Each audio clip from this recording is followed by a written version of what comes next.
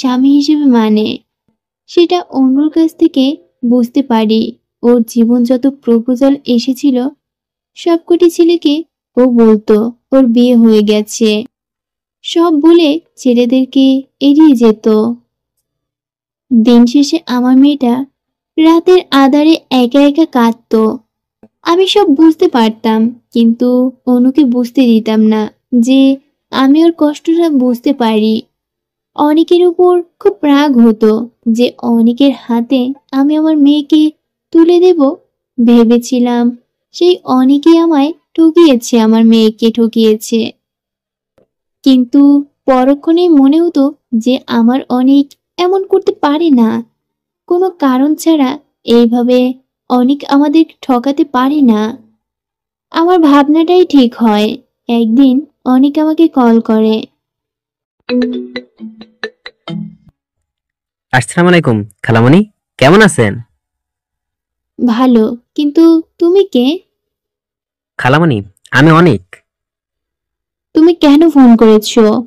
তোমার তো এখানে কিছু চাই না, ফোন রাখতে পারো। খালামণি, আই এম সরি, প্লিজ আমাকে ক্ষমা করুন। আমি অনেকে কষ্ট দিতে চাইনি, আমি বাধ্য হয়েছি খালামণি এসব করতে। প্লিজ আমাকে ক্ষমা করে দাও।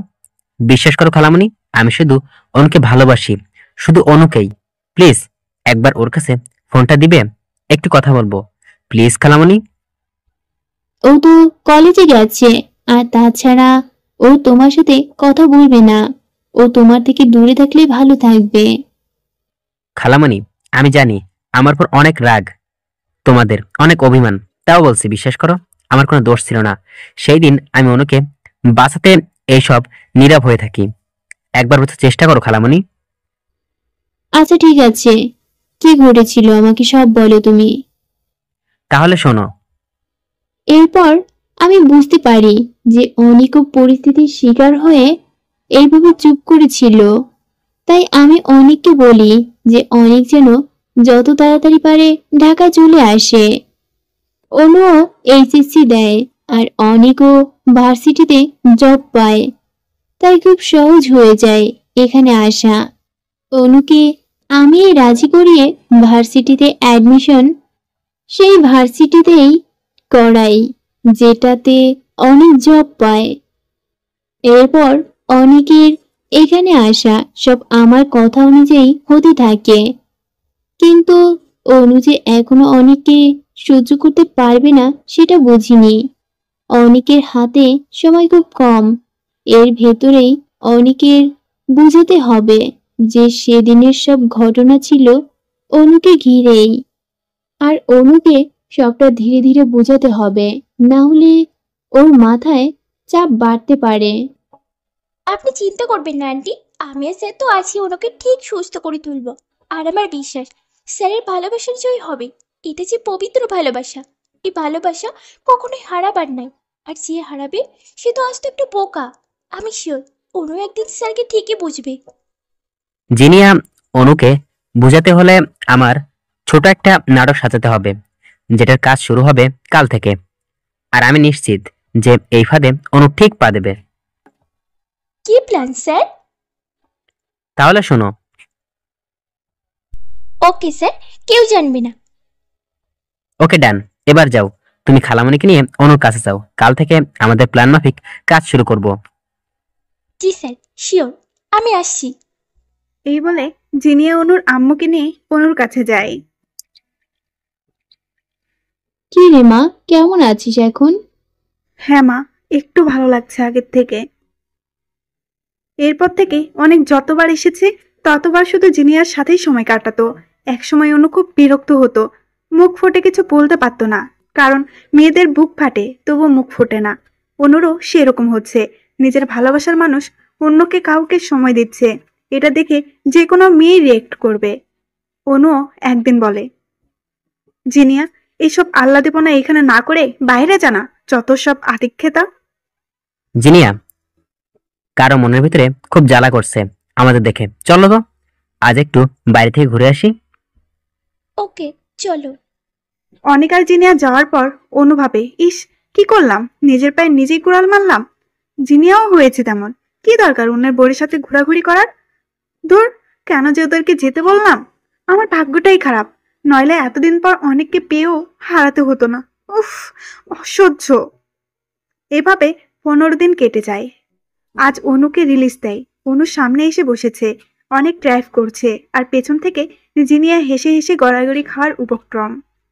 অনুর সুস্থ হতে অনেক সময় লাগবে। অনেক এমনিতেই অনুর কাছে থাকলে অপমান করে, আবার অন্য কারোর সাথে দেখলে একা একা কাঁদে।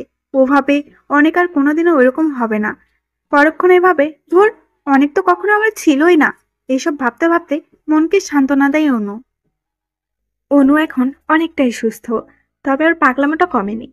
অনেককে দেখলে কেমন যেন করে, বারবার পুরনো কথাগুলো মনে পড়ে যায়, আর ও নিজেকে সামলে উঠতে পারে না। ও ভাবে অনেক ওকে ঠকিয়েছে, কিন্তু ওর ভাবনা যে ভুল ছিল তা প্রমাণ করার জন্য অনেক অনেক চেষ্টা করেছে, কিন্তু বারবার হার মানতে হচ্ছে। আজ অনু ভার্সিটি যাবে অনেকদিন পর। অনু যাওয়ার কোনো ইচ্ছেই নেই, কারণ অনেক ক্লাস নিবে, আর অনু তো অনেককে দেখলেই ওর সাথে বাজে বিহেভস করবে। কিন্তু উপায়ও নেই, অনেকদিন তো ভার্সিটি বন্ধ করলো, আর কত। অনু ভার্সিটি যাওয়ার জন্য রেডি হয়। এদিকে অনেক খালামণির থেকে জানলো যে অনু আজ ভার্সিটি যাবে, তাই অনেক অনুর কাছে গেল। অনু, আসবো? কি চাই এখানে আপনার? কেন এসেছেন আপনি? শুনলাম তুমি নাকি ভার্সিটি যাবে, চলো না একসাথে যাই। না, আমি একাই যেতে পারবো। আমার কারো সাহায্যের প্রয়োজন হবে না।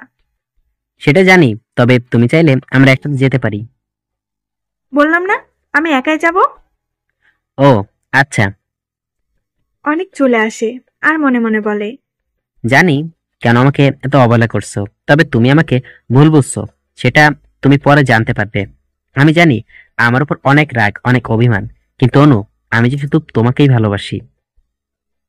অনেক ভার্সিটি চলে আসে, আর অনু একা একা ভার্সিটিতে আসার পর মনে হলো যেন ওকে কেউ ফলো করছে। পিছন ফিরে তাকাই, কিন্তু কাউকে দেখতে পায় না। হঠাৎই অনুর সামনে কেউ এসে দাঁড়ালো। অনু ওকে দেখে অবাক। এ তো সেই ছেলে যে ওকে সিলেট থাকা অবস্থায় অনেকবার ডিস্টার্ব করতো। কিন্তু ও এখানে কেন? কি চাই আবার আমার কাছে? ও হ্যাঁ, ছেলেটার নাম রিফাত।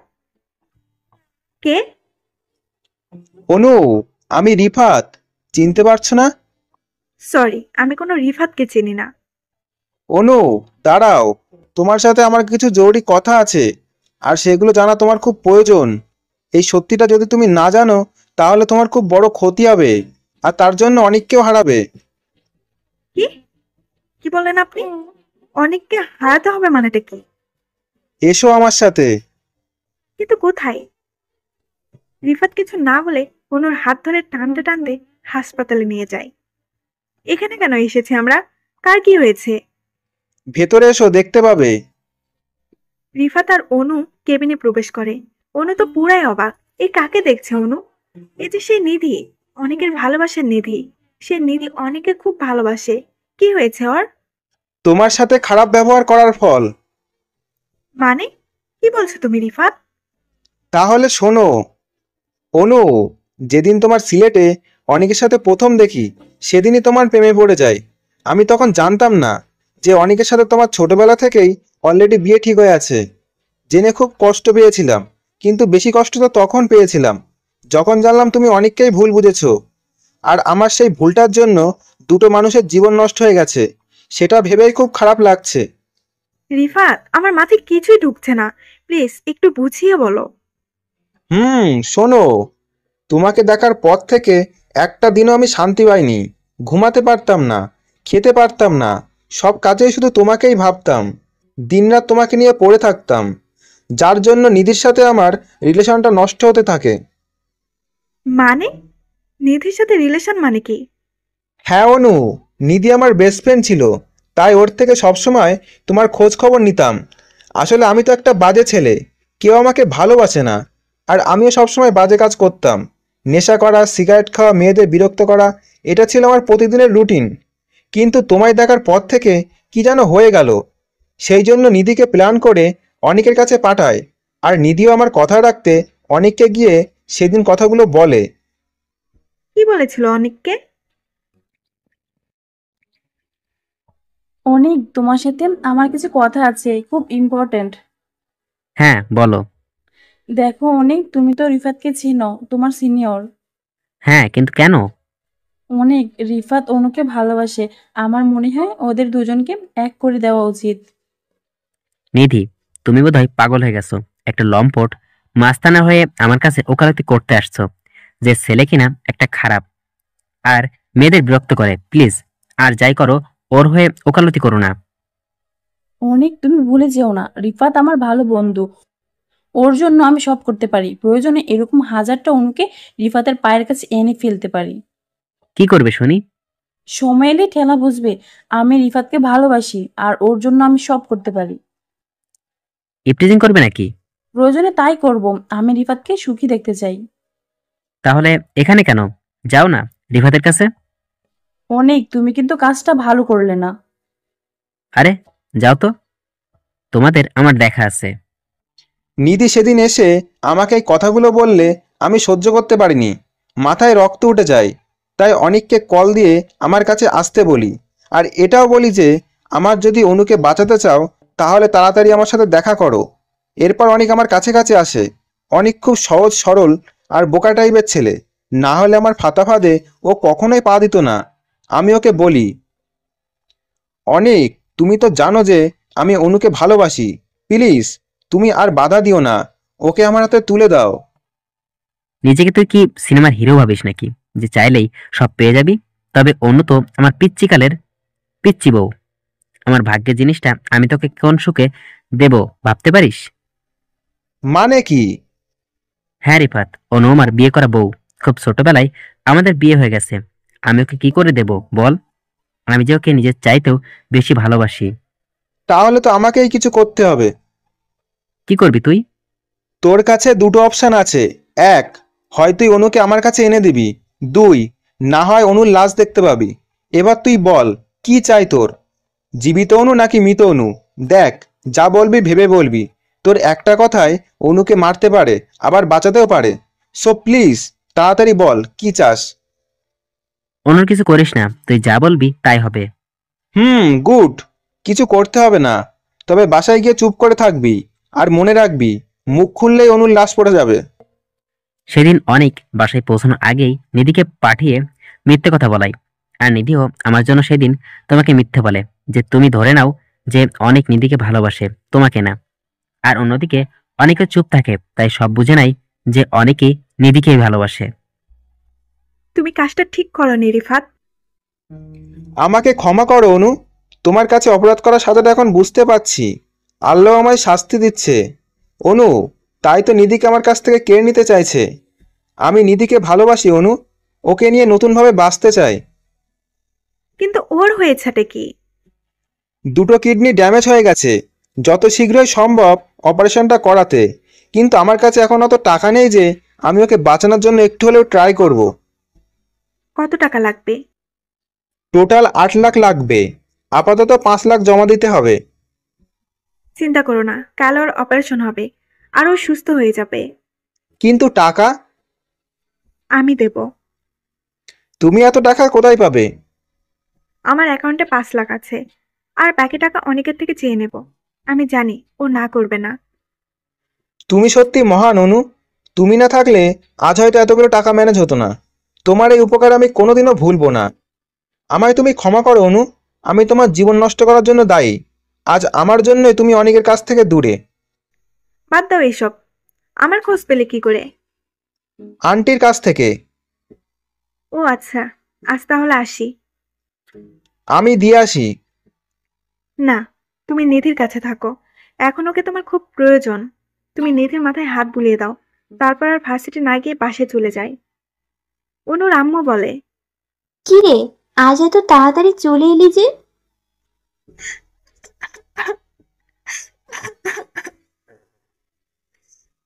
না কেঁদে বল, কি হয়েছে? কোথায় ছিলি তুই? অনেক বলল আজ নাকি ভার্সিটি যাসনি। আম্মু, আমি খুব বড় একটা ভুল করেছি অনেকের কাছে। আমি ক্ষমা পাওয়ার যোগ্য না আম্মু। আগে বল, কি হয়েছে? তারপর অনু ওর মাকে সবকিছু খুলে বলে কি কি ঘটেছে আজকে। তারপর আবার কাঁদতে থাকে। কাঁদিস না তো, যা অনেকের কাছে, অনেকক্ষণ থেকে তোর জন্য অপেক্ষা করছে। আম্মু, তুমি এত শান্ত আছো কি করে? তার মানে কি তুমি সব জানতে? হুম, অনেকেই আমার সব বলেছে অনেক আগেই, শুধু এতদিন তোর জানার অপেক্ষায় ছিলাম। দেখ মা, ভুল মানুষেরই হয়, কিন্তু সময় থাকতে সেই ভুলটা আমাদের শুধরাতে হয়। যা, অনেক অপেক্ষা করছে তোর জন্য, কথা বলে আয়। আমার সাথে কথা বলবে তো? তোর জন্যই ক্লাস না করিয়ে মাথা ব্যথা বলে চলে এসেছে। আমার জামাইটাও হয়েছে বউ পাগল, কি বাহানাটাই না করলো এসে। আমি ভাবলাম সত্যি হয়তো মাথা ব্যথা, পরে বলে যে সব মিথ্যা।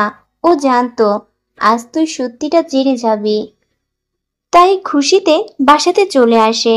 ও দেখেছে তুই রিফাতের সাথে হসপিটালে যাচ্ছিলি। যাই হোক, তুই যা, ওর সাথে দেখা করে আয়। আমি রান্নাটা সেরে নেই, তারপর একসাথে খাবো। আচ্ছা, আমি যাচ্ছি। অনু অনেকের রুমের দরজায় গিয়ে ধাক্কা দিতেই দরজা খুলে যায়। মানে, দরজা ভেতর থেকে লক করা ছিল না। অনু অনেকের রুমে কোথাও অনেককে দেখতে পায়নি। অনু ভাবছে কোথাও চলে গেল নাকি। না না, কেন যাবে? আম্মু তো বললো ওর রুমে অপেক্ষা করছে, কিন্তু রুমে তো নেই। তাহলে কোথায়? ভাবতে ভাবতে অনু বারান্দায় তাকালো। দেখতে পেল অনেক এক মনে আকাশের দিকে তাকিয়ে আছে। অনু আর দেরি না করে পেছন থেকে অনেককে খুব শক্ত করে জড়িয়ে ধরলো। অনেক নিজের পিঠে ভারী কিছু অনুভব করলো। অনেক বুঝতে পারে কেউ পেছন থেকে ওকে খুব জোরে জড়িয়ে ধরে আছে। তাই অনেক নিজে থেকে অনুকে ছাড়িয়ে নেয়।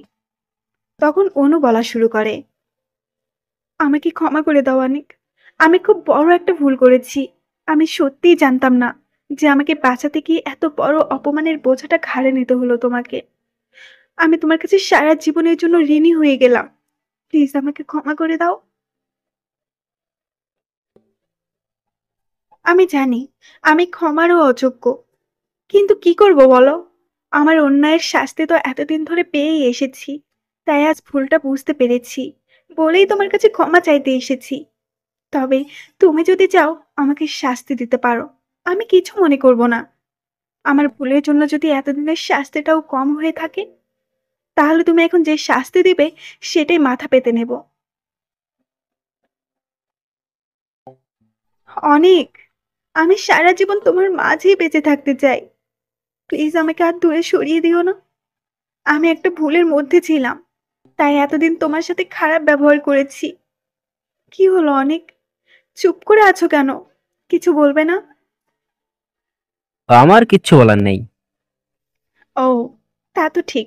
তোমার আর কি বা বলার থাকতে পারে? আমি তো তোমার কেউ ছিলামই না কোনোদিন।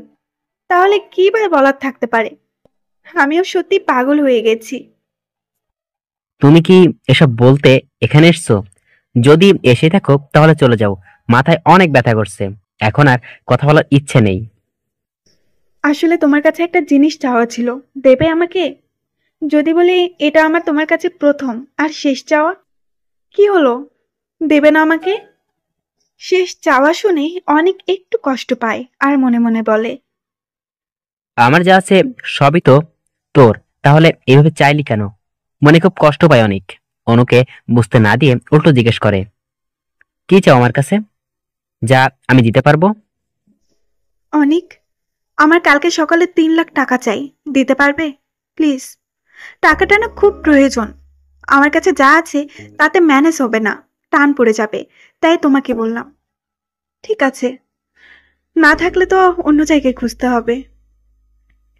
আমার কাছে তো থাক, বুঝেছি তোমার কাছে টাকা নেই। ওকে, অন্য কোথাও খুঁজে নেব। এই বলে অনু চলে যাওয়ার জন্য পা বাড়াতেই অনেক এক টানে অনুকে ওর বুকের মাঝে জড়িয়ে নেয়। অনু কিছু বুঝে ওঠার আগেই অনেক বলে, নিজের জিনিস কি কখনো চাইতে হয়? অধিকার খাটাতে শিখছো না কেন অনু? তুমি যদি টাকা আমার কাছে আছে কিনা সেটা না বলে সরাসরি আমার কাছে বলতে পারলো না যে অনেক, কাল আমাকে এত টাকা দিও? অনু, তোমার কি লাগবে না লাগবে সেটা তুমি আমার কাছে হাত পেতে কেন নিবে? তুমি নিজেই তো টাকাটা নিয়ে যেতে পারতে, এইভাবে কেন বললে? সেই জন্যই তো আমি রেগে গেছিলাম। সরি অনু, বলেই আবার জড়িয়ে ধরে। অনু বুঝতে পারলো যে সে একজন সত্যিকারের মানুষকে তার জীবনে পেয়েছে, যার জন্য তার জন্মই হয়েছে। আচ্ছা অনেক, একটা কথা বলি। বলো। তুমি জানতে চাইলে না আমার এতগুলো টাকা কি দরকার? এই জন্যই তো রাগ হয় তোমার উপর। আরে বোকা, আমার যত টাকা পয়সা আছে সবই তোমার, আর তোমার জিনিস তুমি কি করবে সেটা একমাত্র তোমার ব্যাপার। আমি কেন তোমার পার্সোনাল ব্যাপারে কথা বলবো? তবে হ্যাঁ, তুমি বলতে চাইলে বলো, না বলতে চাইলে আমি জোর করব না। এগুলো সবই তোমার জন্য নু। এত বিশ্বাস করো আমায়, আর আমি কি না? চুপ থাকো, আর একটা কথাও বলবে না।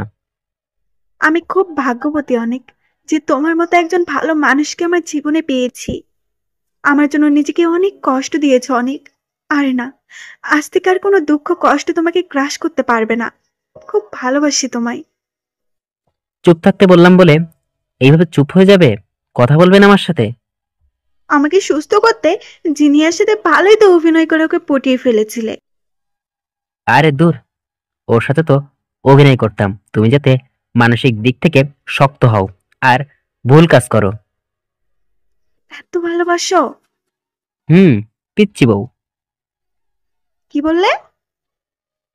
এটাই যে আমি আমার এই পিচ্ছি বউটাকে ভীষণ ভালোবাসি, নিজের থেকেও বেশি ভালোবাসি তোমায়। হ্যাঁ অনেক, আমি তোমার পিচ্চি বউ। প্লিজ আমায় ছেড়ে যেও না। তোমায় ছেড়ে কোথায় যাব আমি? আর ছেড়ে যাওয়ার জন্য কি ভালোবেসেছি নাকি? অনুর কপালে একটা চুমু দিয়ে বুকে জড়াই। অনু পরম সুখে মাথা রাখে। চলো খাবে, চলো, আম্মু অপেক্ষা করছে। চলো। এরপর খাবার টেবিলে। অনেক, রিফাতকে মনে আছে? হ্যাঁ, কালকে ওর সাথে আমার কথা হয়েছে। কেন? অনেক, নিধির অপারেশনের জন্য অনেক টাকা লাগবে, 5 লাখ। আমার কাছে আছে 3 লাখ। তোমার কাছে চেয়েছিলাম। মেয়েটাকে বাঁচানোর দরকার অনেক। রিফাত ওকে পাগলের মতো ভালোবাসে। তারপর অনু সব ঘটনা অনেককে বলে। সব শুনে অনেক নিজের টাকা দিতে রাজি হয়। অনুর টাকা লাগেনি, সব খরচ অনেক নিজেই বহন করে। যা কিছু প্রয়োজন ছিল অনেক সব ম্যানেজ করে দিত। এরপর নিধির অপারেশন হয়। কিছুদিন পর নিধি সুস্থ হয়ে যায়। 1.5 বছর পর আজ ওরা 4জন মিলে ঘুরতে বেরিয়েছে। অনু, অনিক, নিধি, রিফাত। একজন অন্যজনের প্রাণ। সবাই একসাথেই আছে, আর একই বাড়িতে। গত বছর এই দিনে ওরা 4জনই বিয়ে করে নতুন জীবন শুরু করে। অবশেষে অনেক ওর পিচ্চি বউকে আবার ফিরে পায়। এ যেন ভালোবাসাকে নতুনভাবে উপলব্ধি করা। সত্যিকারের ভালোবাসার জয় সব সময়ই হয়।